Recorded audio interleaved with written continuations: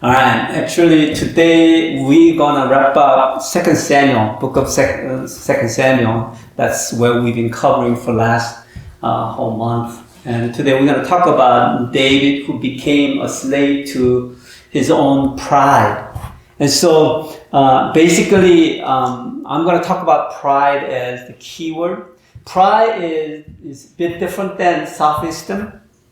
Or it is similar to arrogance, I guess.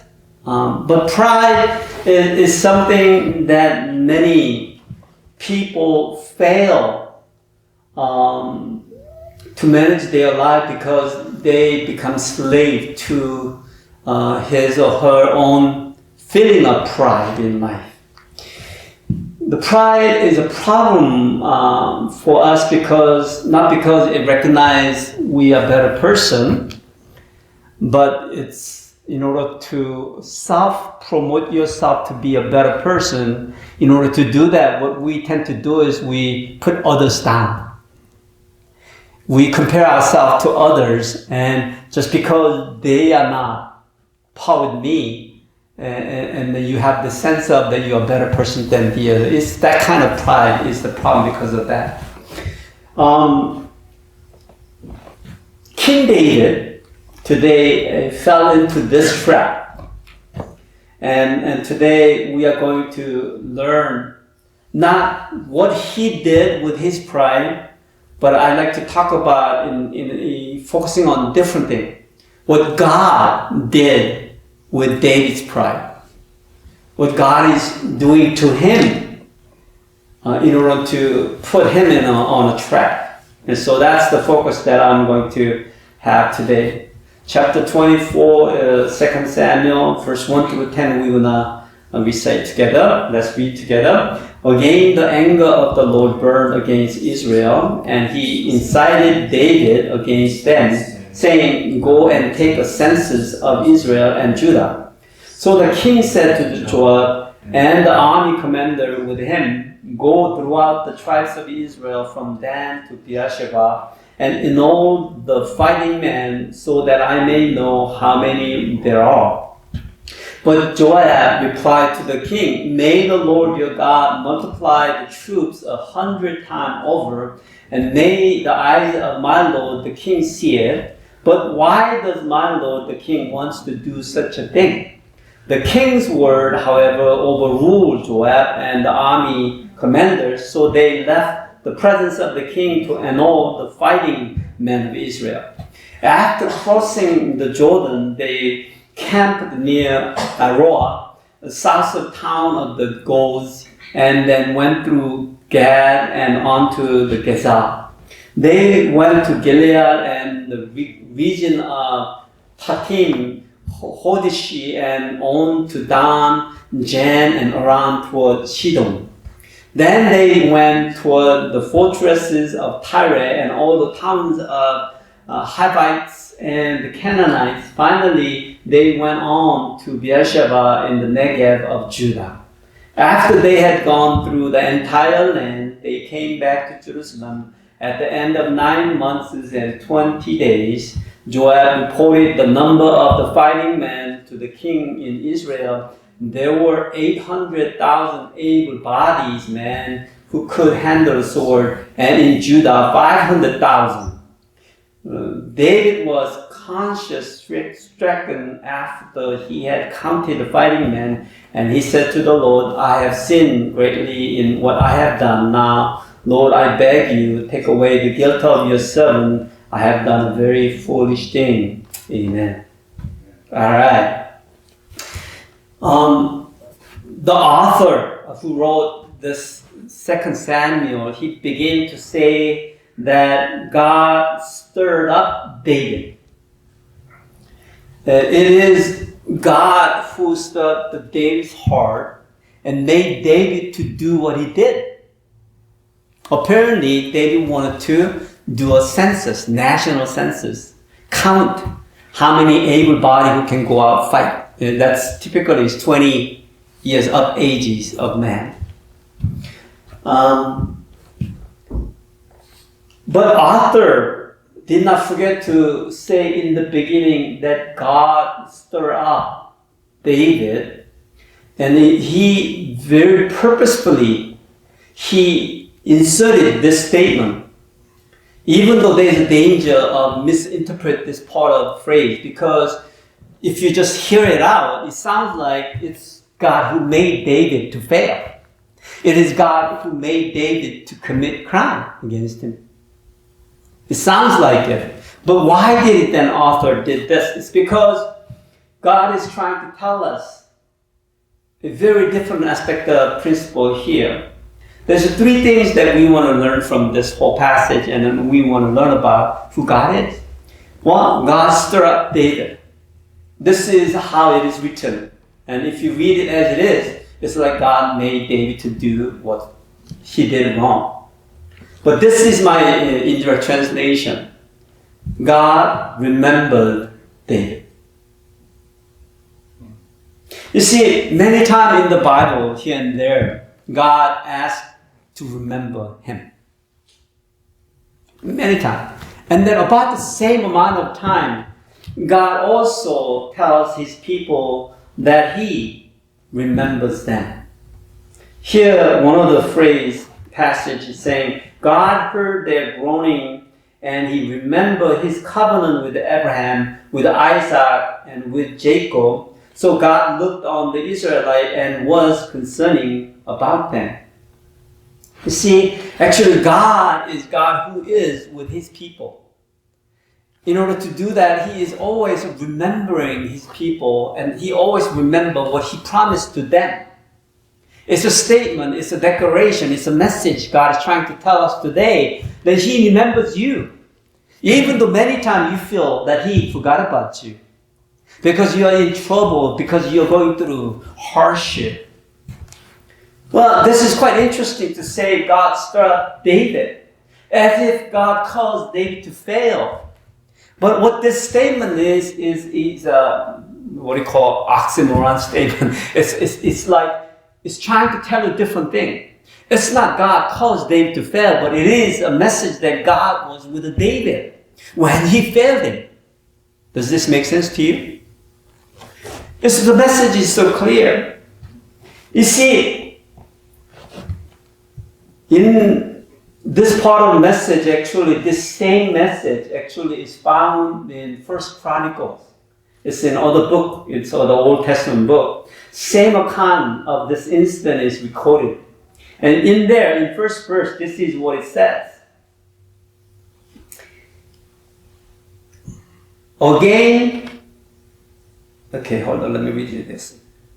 Satan rose up against Israel and incited David to take a census of Israel. This time, author of the book of Chronicle recorded saying, this time not God, but Satan rose up against Israel and incited David to take census of Israel. Did you hear that? 2 Samuel author, he said it was God who incited David.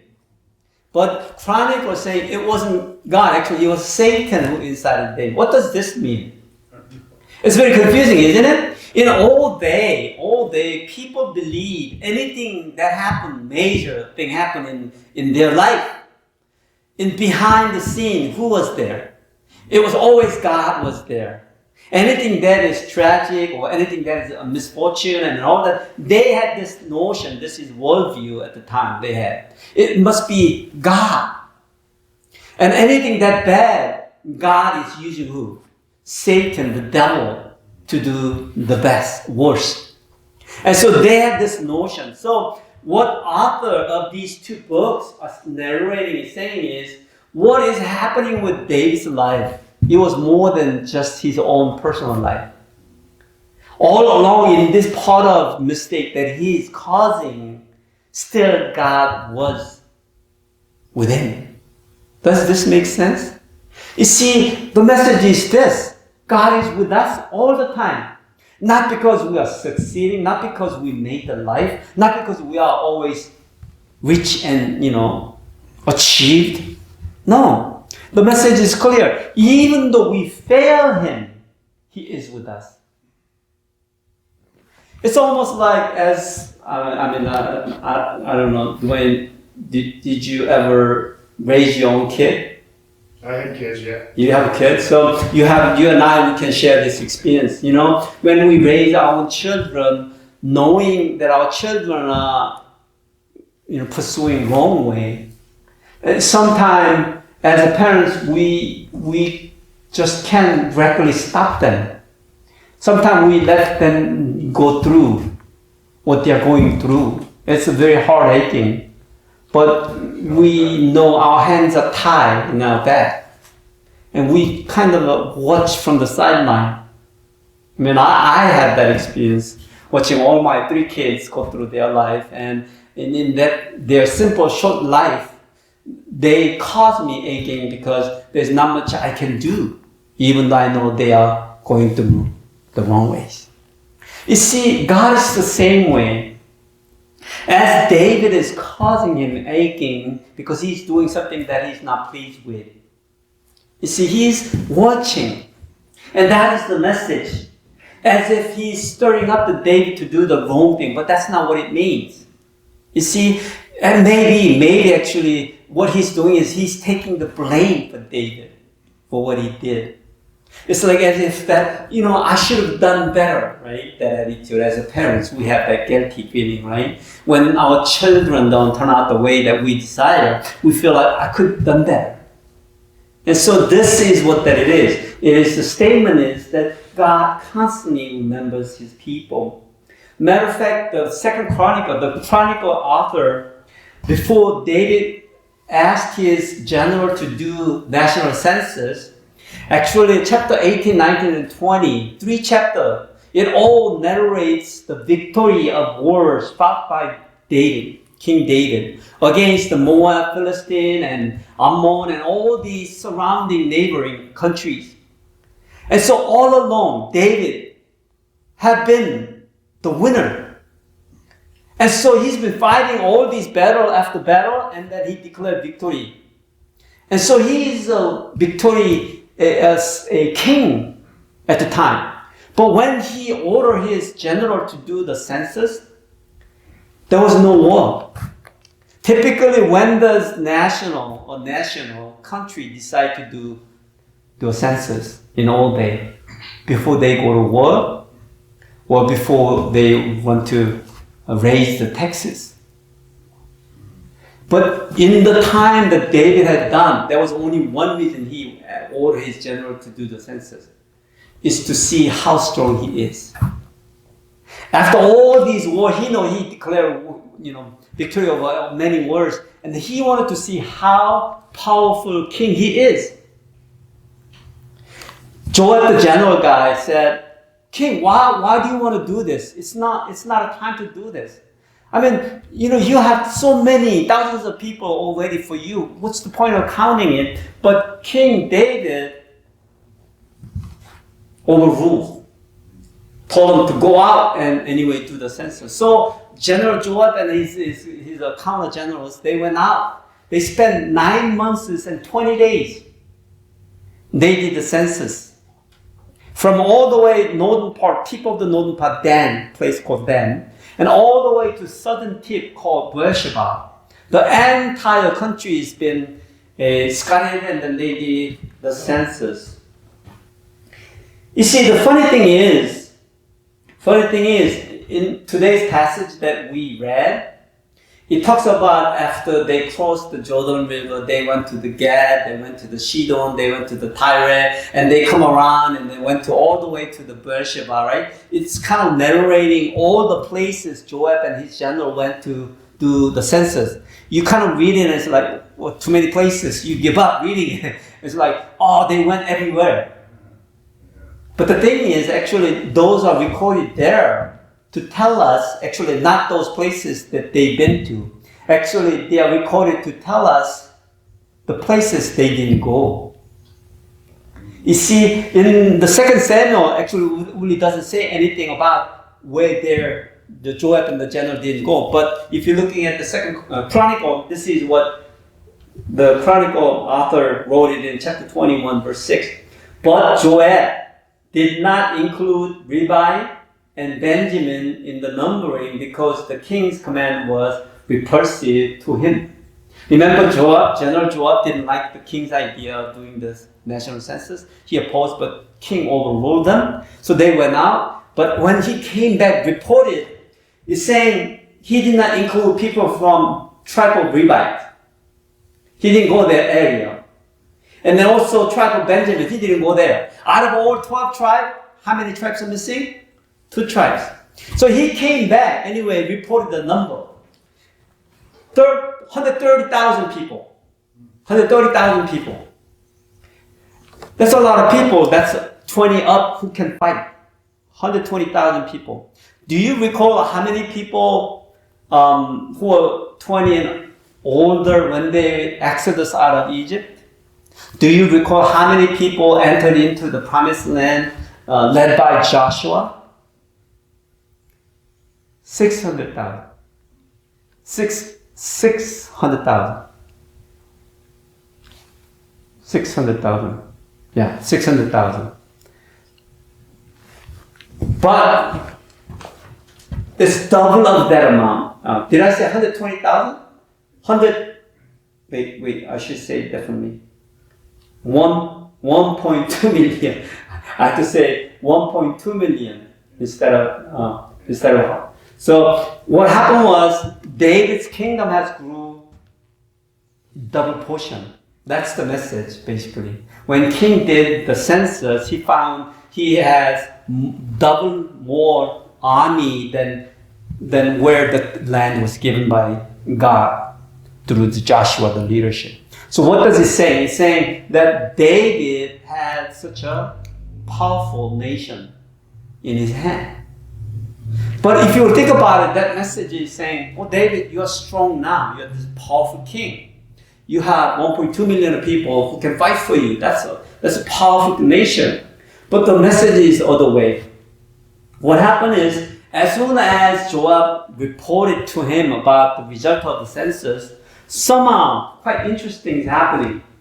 Because David suddenly come to God and said, David was conscience stricken after he had counted the fighting men, and he said to the Lord, I have sinned greatly in what I have done. Some reason, David, once the census was done, he received the report, came to God and said, God, I have done wrong. I shouldn't have done that, but I have done wrong. Please forgive me. It's like suddenly something happened to him. 2 Samuel doesn't explain why he did that. But actually the book of Chronicles tells us why. Because what happened was, this is what it said. 1 Chronicle 21:7 said, this command was also evil in the sight of God, so he punished Israel. What he's saying is when David ordered to do the census, that command of King of David was evil to the eyes of God. So God made and decided to punish Israel. How does God punish a nation? Typically, send another enemy nation.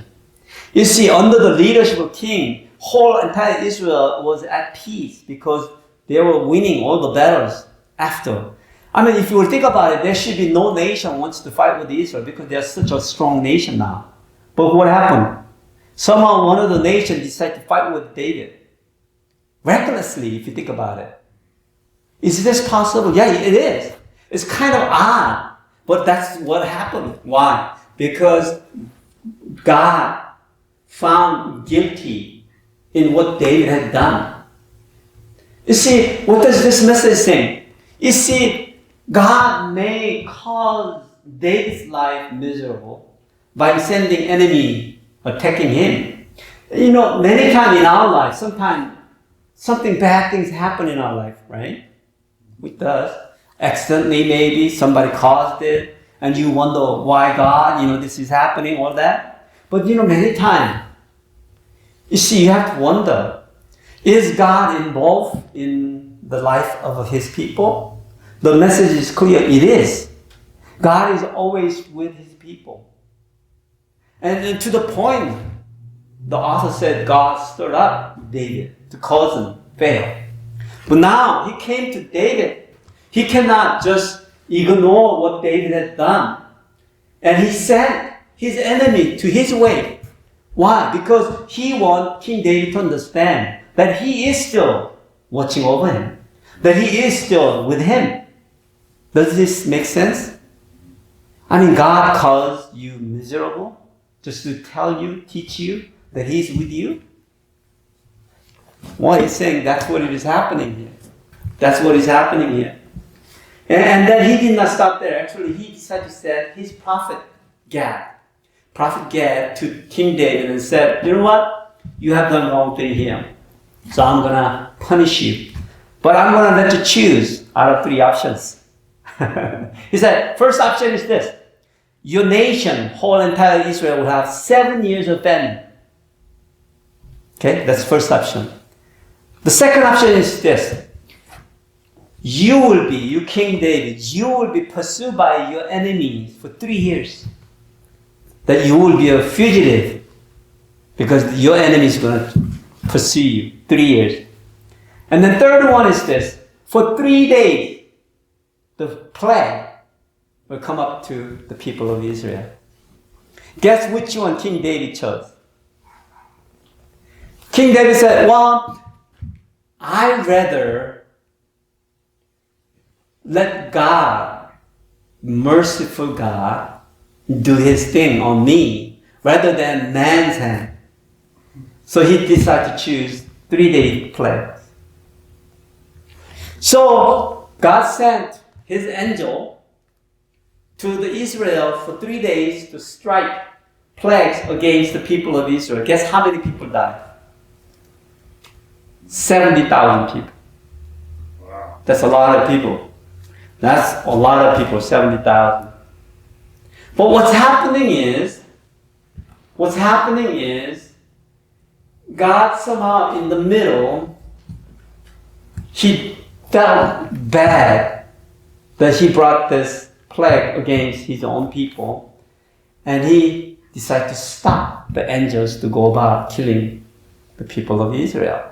In the meantime, when this was happening in the hearts of God, David saw this angel went through all the way from Dan to all the way to Beersheba and finally came to the capital city of Israel, to Jerusalem. He saw an angel standing in between the earth and the heaven, and he was holding a sword, and he was almost ready to struck down the city of Jerusalem. He saw it in his vision that. And so he decided to ask God, forgive us. That's what he did. He came out to God and then asked for forgiveness. But listen to his prayer. This is quite interesting. He said, I have sinned. I, the shepherd, have done wrong. These are but sheep. What have they done? Let your hand fall on me and my family. Quite noble prayer, isn't it?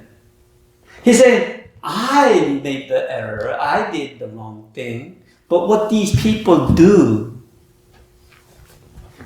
So, because I have done wrong, let your hand fall on me and my family.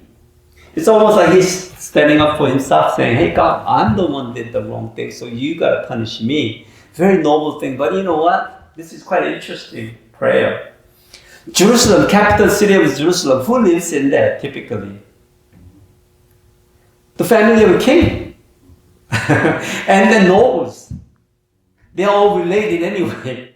In the old day, when angel was ready to strike down the king's palace, that's what it means literally, right? What David's prayer is saying, God, literally he's saying the other way around, right? Save us.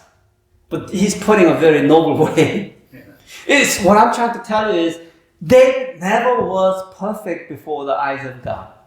And in the same way, it doesn't matter what kind of person you're going to be, you and I will never going to become perfect in the eyes of God.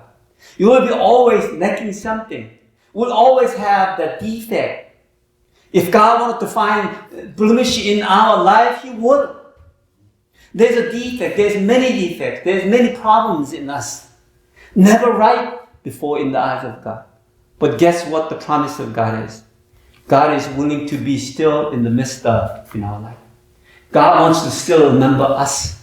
God still wants to intervene in our life. I mean, if I was God, when David prayed that kind of noble prayer saying, God save us, I mean, he should have stopped praying right there in day one. If he really meant it, right? He didn't have to wait until the angel came to the Jerusalem where he was ready to strike the palace, where all his family is there. And then he falls down and then pray, God say, save us. Well, it's still a prayer. It's still not the last. It's just right time. Because it's better doing prayer than not doing. That's what I'm talking about here. We probably never gonna able to par with the perfect desire of God. That we bring complete joy to Him because we become perfect. And I'm telling you, I decide not to become perfect because I know I'm never gonna become perfect in the eyes of God. And I'm never gonna become perfect in the eyes of God alone, that I'm never gonna be perfect in the eyes of you guys even. It's that impossible task we're talking about. But the great thing about this is that God still brings His grace and mercy unto us who are not perfect. His grace and mercy are upon us who are still sinners. Do you think David have changed and transformed and became perfect? No. The same man, still for himself. He's still prideful. Or he asked for forgiveness for what he did, counting the man. He wanted to see how strong he is. He wanted to know how much money he had in his account. I made it. He wanted to know what kind of degree he had in his life. I made it.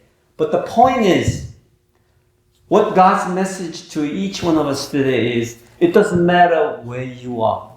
It doesn't matter how much money in your account. It doesn't matter what kind of degree you might have. It doesn't matter what kind of job you have. It doesn't matter what kind of status you have achieved. It doesn't matter. But the point is, do you recognize our God Yahweh still remembers us. And He is still with us. And He is wishing for the best for us. That we choose right decision, right options. And finally, God sent angel, and not the angel, the prophet Gad, and told David to build the altar. Build the altar on a threshing field of Oronan. At the time, that's where the angel was ready to strike. That's where the boundary was. And then God told the prophet to tell David, buy the piece of land and then build an altar there. And so David went to the owner, Oronan, and asked, I want to buy you a land where I'm going to build an altar here and worship God. And of course, the owner, Oronan, thought, King is asking for it. He's gonna say, oh, let's make a deal. That's not the attitude. When King asks for it, what do? King, it's your land. Take it. That's what happened.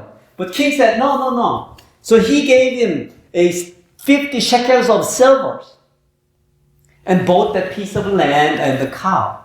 And there he offered up the sacrifice to the God. And God sent the fire down from heaven to show that He's accepting his offering. But just like what I just said, was David a perfect man when he was offering up this sacrifice? Was he completely right with God? Answer to this question is no.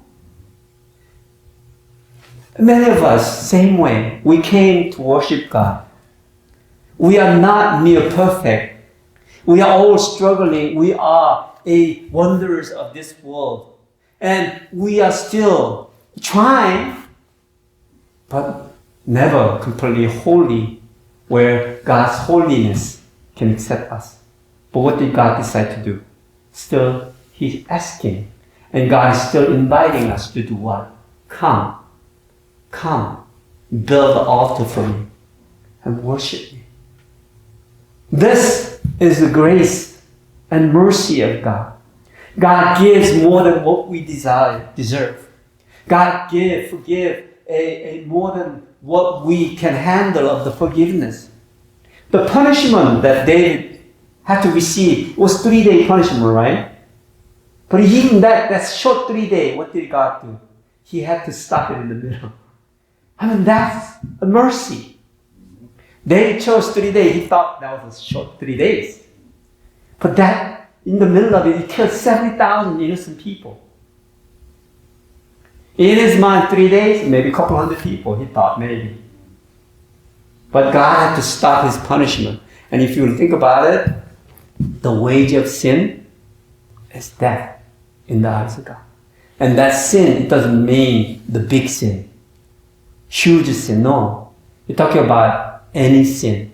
Any hint of sin in us, it's going to be a death wage that has to be paid. But what did God say? Come before me. He does not count our sins.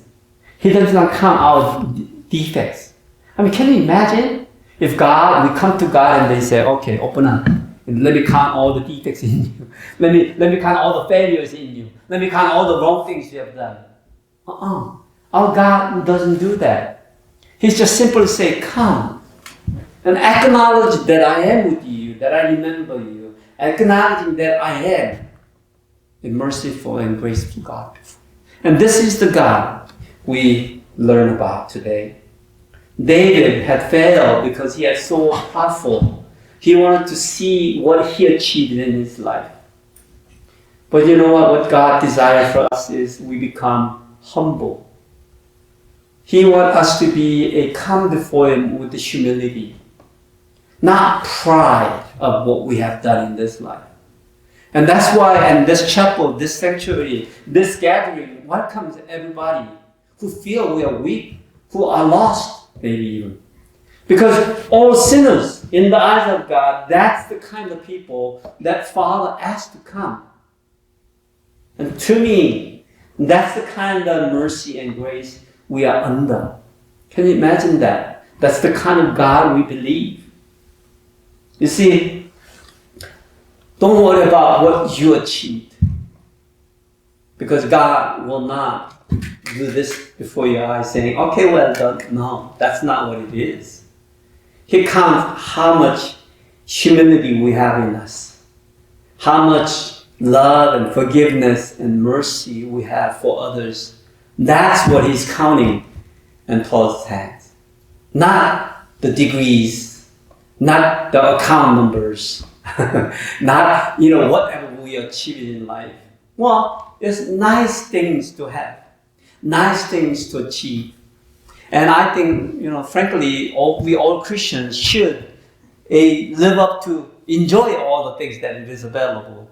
But if I have to choose and this and verse that, it's clear. I'd rather choose not the pride, the humble life. It's not the wealthy, but maybe content. And that's the kind of challenges I think God is trying to show before eyes of David. God always remembers us who become prisoner of our own pride. And He also judges us for His love unchanging. You see, the judgment, the hardship sometimes come into our life, it's not because He hates us, but because He loves us. And God's great mercy always stops the judgment. Whatever hardship comes, it will soon pass because He's never gonna, bring down the death to the judgment that He always leads us to come before Himself and worship Him. And that is the total messages that we hear from this passages. God stir up David. Sometimes you feel like God calls you all the troubles. Sometimes Satan calls you all the unhappiness. But the message is the opposite. What He's saying is from the beginning, God saying, I am with you. And all in the process of it, I'm with you. And all the way up to the end, I'll be with you. And hopefully this promise, you trust and you hold on to it. Let's pray.